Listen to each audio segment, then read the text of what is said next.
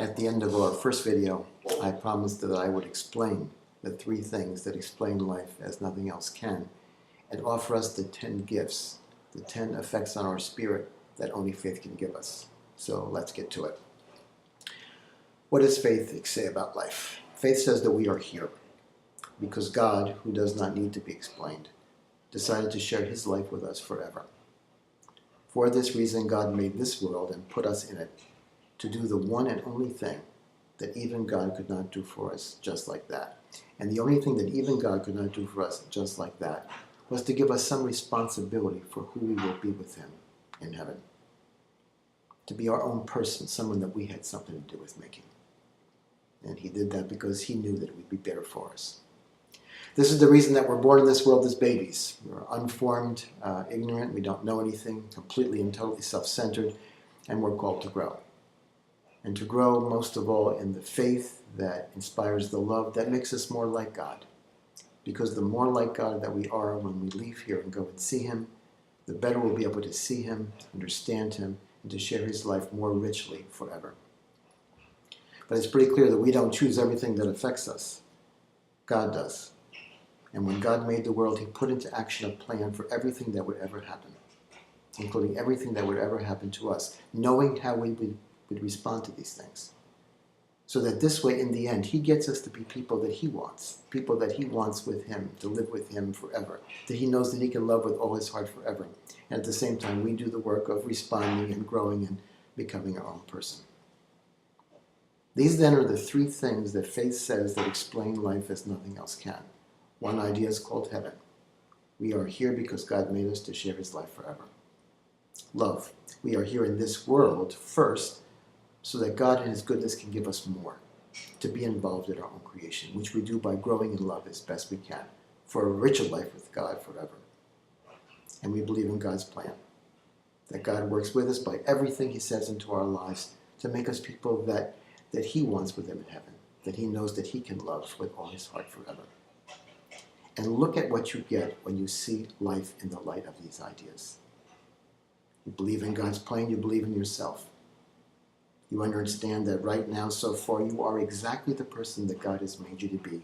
And because we're talking about God who is infinite and puts infinite care into everything that he does, that means no less into you than in anybody else.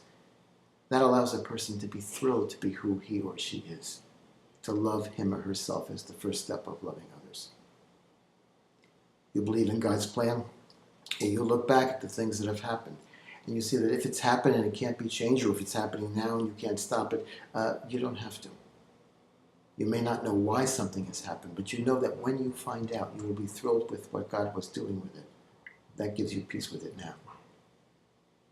You believe in God's plan, you look into the future, all the things that are going to happen. You say that when it happens and there's nothing else to do about it, I don't have to do anything else about it, so that I live my life without fear or pressure, that it all depends on me. No, it doesn't. It all depends on God. Our job is to do the best we can with what he's given us as the one person that we actually are, and the rest of it we can leave in his hands and go in peace. We believe in love. We understand why we're here, what we're supposed to do, and we have a reason to do it. An untouchable reason to live the only life that can make us happy. God, as I am fond of saying, is no fool. He did not make us so that we can be happy going the wrong way. That's when we are selfish, we're never happy, no matter how much we can get. And when we live a life of love, we're always happy, no matter how little we have. And that's people's real experience. It always has been, and it always will be. We believe in love, we get something that most people would never expect they would have, and that is control over their lives. Because we can always do what we want most of all.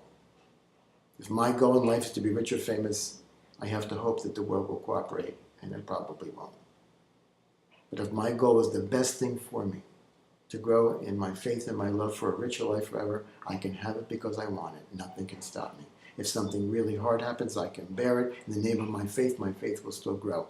If somebody hurts me, I can forgive that person. My love will still grow. We can always do what we want most of all. That's control. And when we believe in heaven, we get the most of all. We're not terrified of dying or suffer the need to just keep moving, keep busy so that we won't think about it, which is how most people handle it.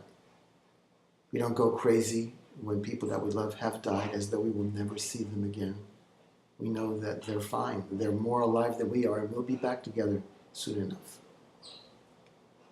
We believe in heaven. We can live our dreams.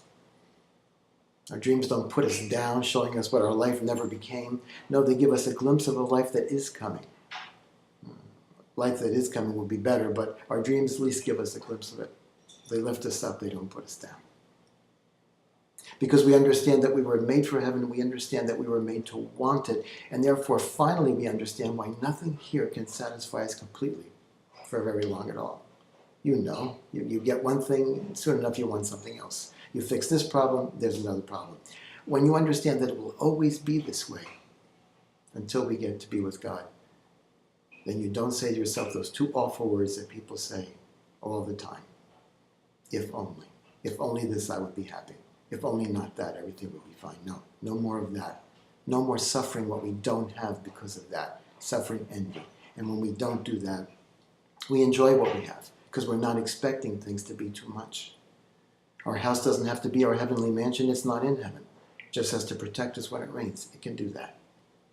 Our friends, our family don't have to be perfect. We're not perfect. They just have to be people we can share our life with. They can do that. This is what faith does for us. It allows us to appreciate what we have, not to suffer what we don't have. To have our dreams, let our dreams lift us up, not put us down. To bear the death of people that we love. Not to be terrorized in front of our own death or lose our life because we just need to keep moving. To live a life that is deeply satisfying. To have control because we can always do what we want most of all. To be thrilled to be who we are so far, to love ourselves. To be at peace with things that we can't change. To live the rest of our life without fear or pressure.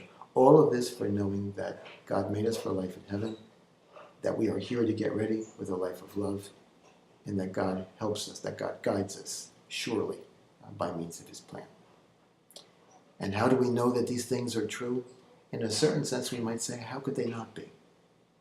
We look out and we see that all things out there, we look inside, we experience ourselves, everything proclaims that it comes from something greater. This something greater who is God certainly did not give us life to take it away. No, he gave us life to have it and never not to have it. And life forever we call heaven. But then why are we here in this world? Life is hard here. We certainly are here for something important. What would it be? Well, what do you experience as important? What is the best thing about it, about us? And isn't it true that as we do love, our love is growing? And doesn't that make us more and more like the God whose love gave us life in the first place? And doesn't that obviously give us then some involvement in who we're going to be with him? And isn't it better if we were involved and became our own person? And when it comes to God's plan, how could there not be a plan? Even you and I know more or less what's going to come from what we do. God knows, of course, perfectly well. He knew when he made the world what was going to come from it, down to the last detail. He knew if he made it differently, it would have come out differently. So clearly, what he did contained his plan for what has happened, is happening, will happen. That means everything. That means everything that's happened to us. That gives us peace, lets us love ourselves, allows us to love others, and that is the purpose of life. But wait, perhaps someone has been thinking since the beginning of this video. We're talking about our experience that everything we look out at or in at proclaims that it comes from something greater. Isn't that just a feeling? It doesn't sound like any sort of a fact that we can know for sure, that we can prove to be true. And so how do we face that question?